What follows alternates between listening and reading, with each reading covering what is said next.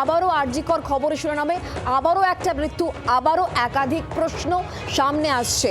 অস্বাভাবিক মৃত্যু হয়েছে আরজিকর হাসপাতালে।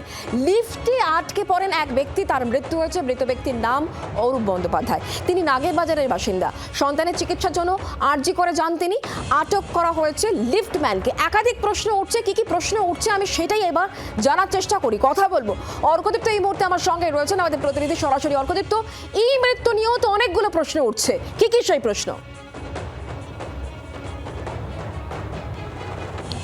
দেখো, মর্মান্তিক ঘটনা আরজিকরে।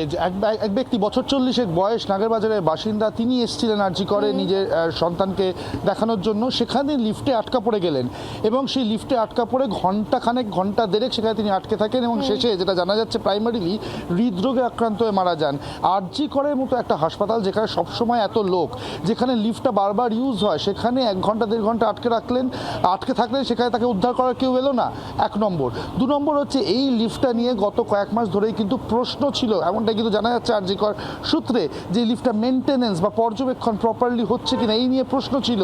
তারপরেও কেন লিফটটা ব্যবহার করা হচ্ছিল, সেটা হচ্ছে 2 নম্বর প্রশ্ন। এবং একই সঙ্গে প্রশাসনিক গাফিলতি রয়েছে। স্বয়ং অতীন ঘোষ, যিনি স্থানীয় বিধায়ক এবং একই সঙ্গে আরজিকর হাসপাতালের রোগী কল্যাণ সমিতির অন্যতম সদস্য, তিনিও কিন্তু সরাসরি বলছেন স্থানীয় প্রশাসনিক গাফিলতি, তার জন্য এই ঘটনা ঘটেছে। স্বাস্থ্য ভবনের আধিকারিকরা তারা এসে উপস্থিত হয়েছিলেন আরজিকরে। তারা স্পট ভিজিট করেছেন, এমএসভিপির সাথে, প্রিন্সিপালের সাথে তারা বৈঠক করেছেন। এমএসভিপি জানাচ্ছেন যে ওই সময় লিফটম্যান কি আদৌ সেই জায়গাতে প্রশ্ন, তাহলে এত কিছু যখন মেনে নেওয়া হচ্ছে, তাহলে এখান থেকে বেরোনোর ওয়ে আউট কি? এই প্রশ্ন থাকবে, বারবার করে ঘটনা ঘটবে, বারবার প্রশ্ন উঠবে, প্রশ্নের উত্তর কিন্তু আমরা খুঁজে পাবো না, আগামী সময় তো পাবো না। যেমনটা আরজিকরের ঘটনা, আরজিকরের নির্যাতিতার ক্ষেত্রেও আমরা কিন্তু পাইনি। এক্ষেত্রে এই লিফট আটকে যে ব্যক্তির মৃত্যু হচ্ছে, তার পরিবারের লোকজন তারা কি বলছেন, তাদের বক্তব্য শোনাবো। লিফটটা পুরো একবার উঠছে নামছে, আমার দাদাকে আমি আর পাচ্ছি না। কতক্ষণ আটকে ছিল? 1.5 ঘন্টা। সবাই বলেছে দরজা ভেঙে দিন, সবকিছু করুন। আমি বলছি লিফট খুলে বললাম অন্তত সিঁড়ি দিন একটা, ওরা উপরে উঠে আসুক। কেউ কোনো সাড়া দিল না। প্রশাসনের কাছে কি দাবি রাখবেন বা কি আবেদন করবেন? একটু ঠিক করুন, এইভাবে যেন প্রাণ হারাতে না হয়। আমার দাদাটাকে তো আমি হারিয়ে ফেললাম। আমার মা ওখানে ব্লকেজ নিয়ে বসে আছে। এরকম শুনলে আমার মাই হয়তো আর থাকতে পারে না। আমার মায়ের প্রাণ ছিল বাবান।